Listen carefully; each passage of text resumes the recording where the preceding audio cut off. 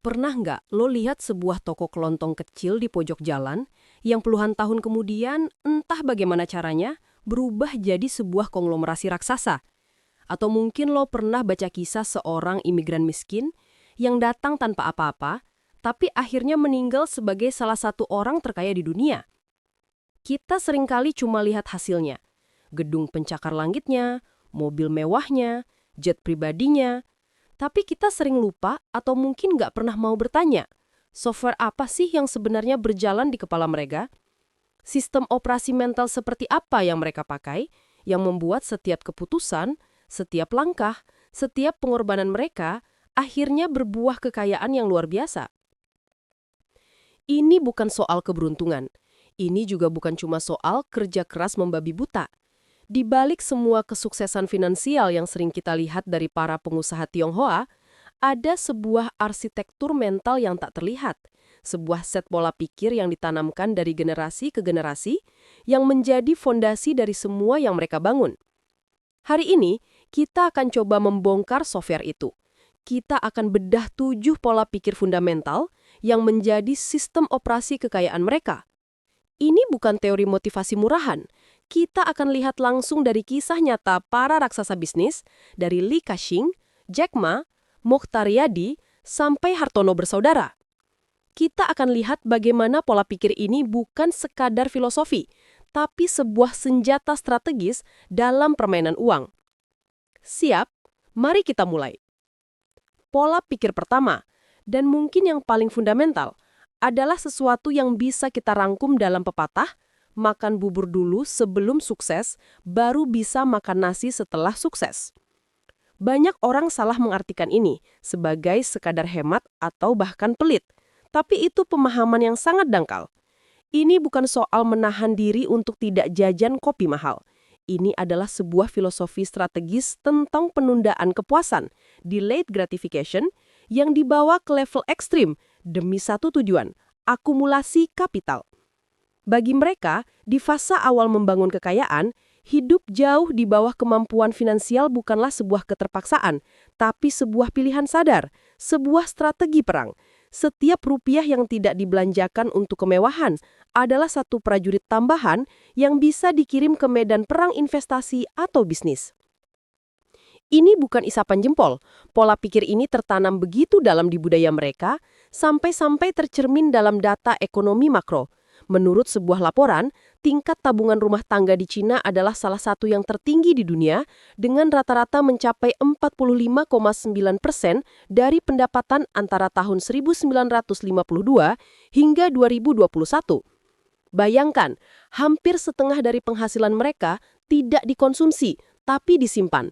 Kebiasaan ini ditanamkan sejak kecil. Hindari utang konsumtif, utamakan bayar tunai, dan tunda membeli apapun sampai uangnya benar-benar terkumpul. Beberapa bahkan menerapkan aturan ketat 70/30, di mana 70% penghasilan langsung dialokasikan untuk tabungan atau investasi. Yang paling legendaris dari filosofi ini adalah Li Ka-shing. Kisahnya adalah masterclass dalam makan bubur. Dia datang ke Hong Kong sebagai pengungsi miskin di usia 12 tahun.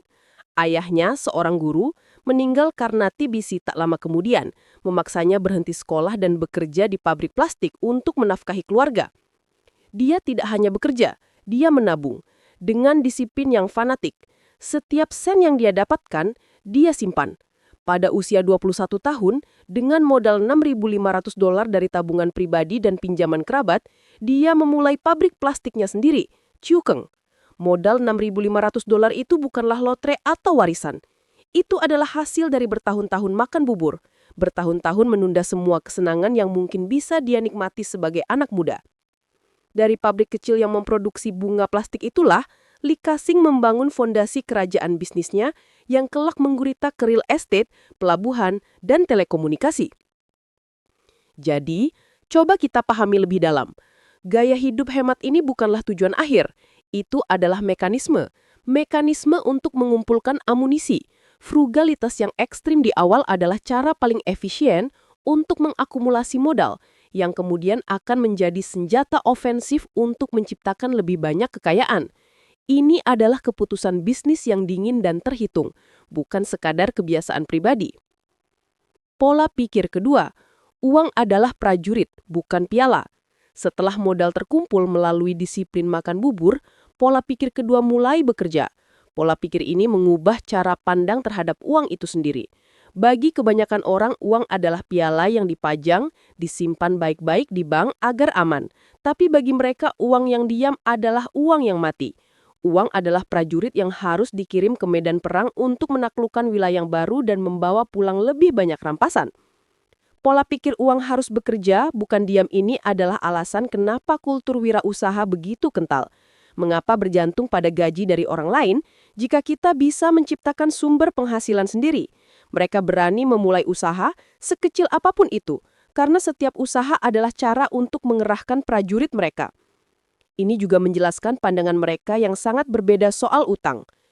Utang untuk beli gadget terbaru atau mobil mewah dihindari seperti wabah. Tapi utang untuk ekspansi bisnis atau membeli aset produktif itu adalah alat strategis, sebuah cara untuk merekrut lebih banyak prajurit bayaran untuk bertempur demi kita. Studi kasus terbaik untuk pola pikir ini adalah Hartono bersaudara. Mereka mewarisi perusahaan rokok Jarum pada tahun 1963 dalam kondisi yang mengenaskan. Pabrik baru saja hangus terbakar, dan ayah mereka meninggal dunia. Mereka tidak hanya menabung sisa-sisa aset, mereka mengerahkan semua modal yang ada untuk bangkit.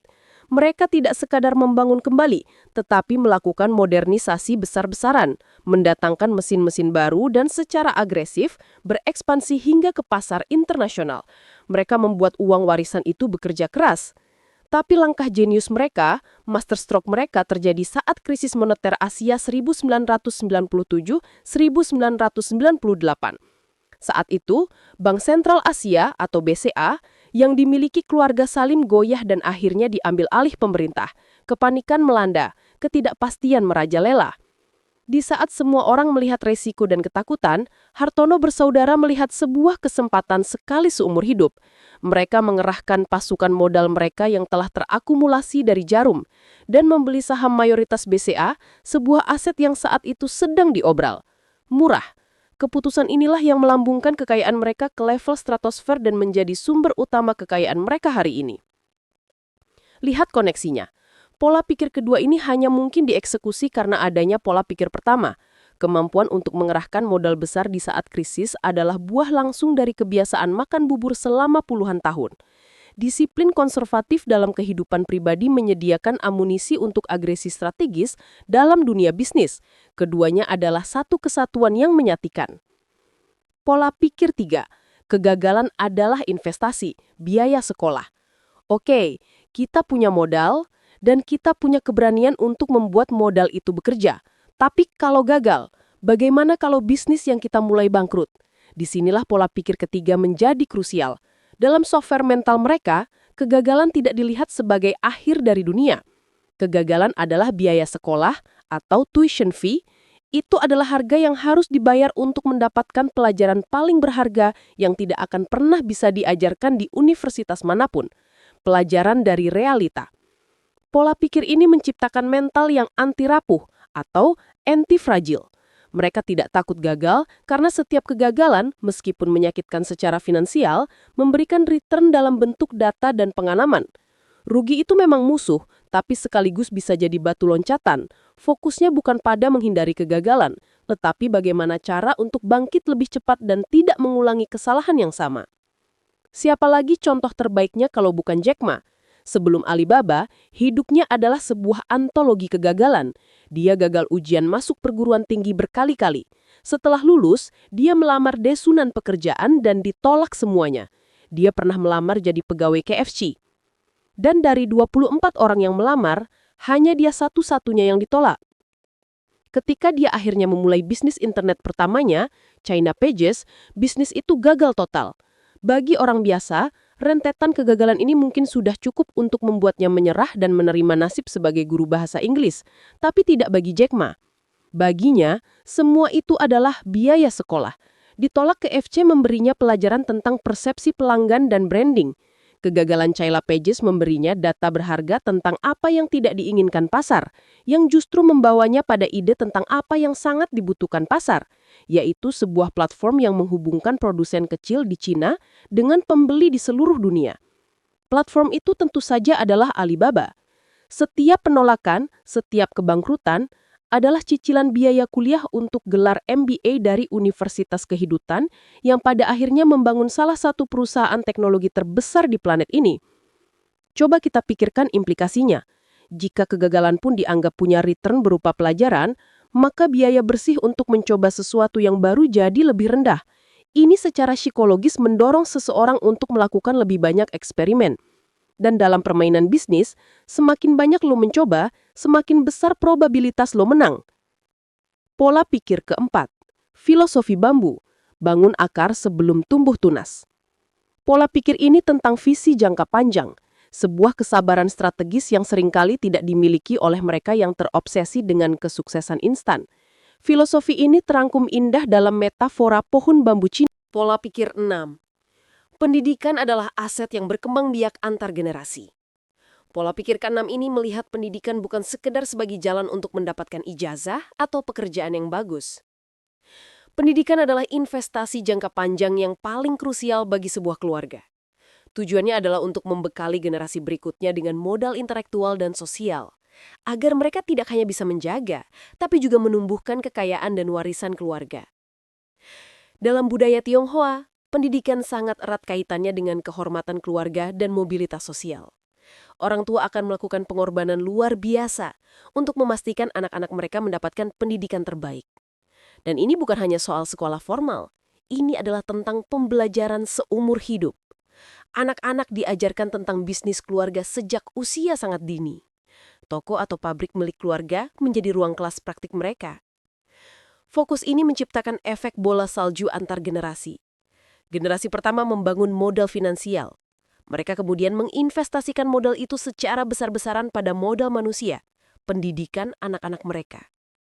Generasi kedua yang kini punya modal finansial dan modal intelektual yang lebih tinggi bisa membawa bisnis keluarga ke level yang benar-benar baru. Kisah Li Ka-shing lagi-lagi menjadi contoh yang sempurna.